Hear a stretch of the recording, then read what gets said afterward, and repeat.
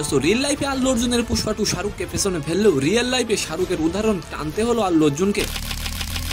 দোস্ত শোনা যাচ্ছে আল্লু অর্জুনের মাত্র 12 ঘন্টায় জেল থেকে ছাড়া পেতে শাহরুখের হাত আছে। এন্ড সেকেন্ড নিউজটি থাকবে দোস্ত, রাজশাহী শহীদ পরিবারের মাঝে আর্থিক সহায়তা দেওয়ার সময় প্রধান উপদেষ্টা ডক্টর ইউনূসকে থ্রেট দিলেন সার্জিস আলম। সালাম নমস্কার দোস্ত শুক্রবার জেল হেফাজতের ঘণ্টাখানেকের মধ্যেই অন্তর্বর্তীকালীন জামিনে ছাড়া পেয়েছেন আল্লু অর্জুন।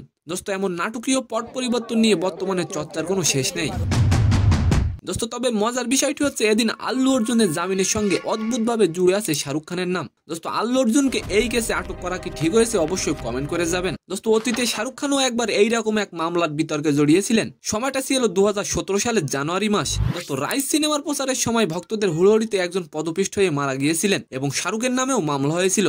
দোস্ত শীর্ষ আদালত জানিয়েছিলেন তার খ্যাতি রয়েছে বলে সব ঘটনার জন্য অভিনেতাকে দায়ী করা অনুচিত। দোস্ত আল্লু অর্জুনের আইনজীবী শাহরুখ খানের জামিনের রায়টি পড়ে শোনান। সেখানে লেখা ছিল পদপিষ্ট হয়ে মৃত্যু হওয়া ব্যক্তির সঙ্গে শাহরুখের কোনো যোগ ছিল না। দোস্ত আল্লু অর্জুনের ক্ষেত্রেও তাই। দোস্ত পদপিষ্ট হয়ে মারা যাওয়ার সময় আল্লু অর্জুন ছিলেন দোতলায় এবং মহিলাটি ছিলেন নিচের থিয়েটারে। দোস্ত শাহরুখের অতীত উদাহরণ শোনার পর আল্লু অর্জুনকে অন্তর্বর্তীকালীন জামিন দেওয়া হয়। দোস্ত সেকেন্ড নিউজটি হলো, জুলাই শহীদ স্মৃতি ফাউন্ডেশনের সাধারণ সম্পাদক সার্জিস আলম বলেন, গণঅভ্যুত্থানের বিশ্বাসের সঙ্গে বেইমানি করলে কাউকে ছাড় দেওয়া হবে না। দোস্ত এই সময় তিনি বলেন ডক্টর ইউনূসও যদি হয় তাহলে তাকেও ছাড় দেওয়া হবে না। দোস্ত রাজশাহী বিভাগে 46 শহীদ পরিবারকে আর্থিক সহায়তা দেওয়ার সময় একথা বলেন তিনি। দোস্ত প্রতিটি শহীদ পরিবারকে 5 লক্ষ টাকা করে সহায়তা প্রদান করা হয়।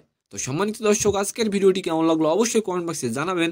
আর ভিডিওটি যদি ভালো লাগে অবশ্যই একটি লাইক দিয়ে আমাদের চ্যানেলটিকে সাবস্ক্রাইব করে দিবেন। ধন্যবাদ।